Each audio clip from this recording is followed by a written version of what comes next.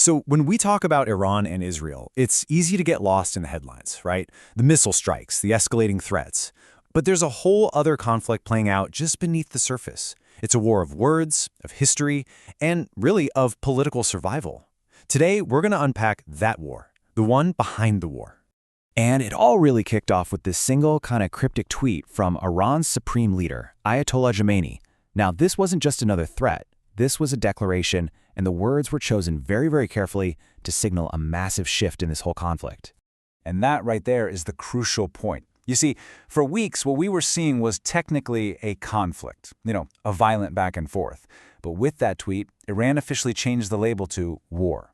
That one word change, it rewrites all the rules and seriously raises the stakes for literally everyone involved. So what does that phrase actually mean? Ali returns with the Zulfikar. Well, it's a direct callback to the Battle of Khaybar, a religious war from way back in the 7th century. By using this specific reference, Khamenei is framing this modern fight not as some political squabble, but as a holy war. He's tapping into centuries of deep, powerful history. Now, this declaration immediately creates a massive, massive problem for one world leader in particular. The one who, ironically, built his entire political brand on avoiding foreign wars. I mean, think about it. President Trump ran on a really clear promise: get America out of these endless wars. He was pulling troops out, focusing on trade deals. He even tried to brand himself as Mr. Ceasefire. His entire platform was designed to keep America out of exactly this type of situation. Which brings us to the central paradox of this whole crisis. How on earth did the peacemaker president, the one who promised no more foreign entanglements, find himself dragged right to the edge of a brand new war in the Middle East? Well, the answer seems to be that he got completely boxed in. Israel launched its own strikes, arguing that Iran was dangerously close to getting a nuclear weapon. That action basically pulled the United States into the fray, forcing President Trump into an impossible choice. Either he betrays a key ally, or he betrays the core promise that got him elected in the first place. So, trapped in this political corner, the White House does something fascinating. They launch a pretty desperate public relations campaign to try and sell a war they promised they would never, ever fight. It's a huge challenge, right? You have to convince your own supporters, not to mention the rest of the country, that this is suddenly necessary. And it looks like their strategy has three main parts. Okay, first, you get your allies to build you up.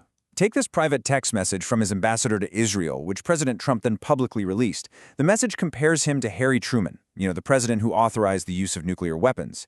It's not a very subtle way of framing him as this historic, decisive wartime leader. Second, you project an image of absolute, total strength.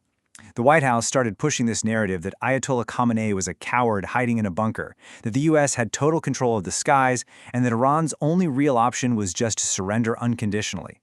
It's all designed to make a potential war sound like a guaranteed, quick, and easy win. But, of course, all the tough talk and historical comparisons in the world don't really matter. You still need a clear and present danger to justify it all to the American people. And so here it is. The official justification from the administration. Iran is actively building a nuclear weapon, and the threat is immediate. This is the reason they say America has to be ready to act. But this is where the whole story hits a massive wall. Because just a few months ago, President Trump's own intelligence agencies publicly said the exact opposite. Their official assessment was that Iran is not building a nuclear weapon and that the program has actually been suspended since 2003. This is a direct, public contradiction.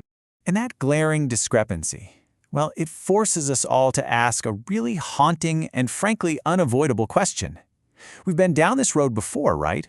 With intelligence about weapons of mass destruction being used to justify the war in Iraq? Is history just repeating itself?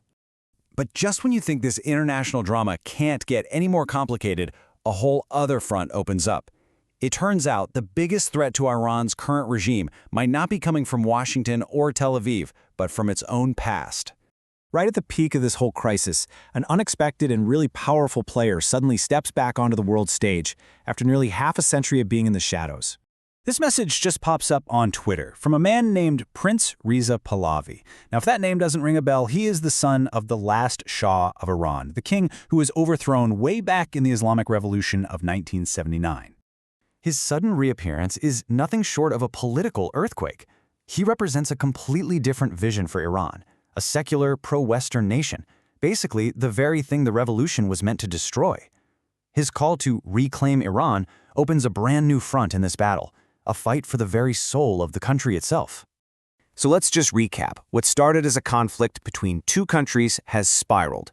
We now have a shooting war, we have a high-stakes PR war to justify getting involved, and now we have an internal war for the future of Iran's leadership. And all of that leaves us with one final, pretty unsettling question. What happens when all three of these wars finally collide?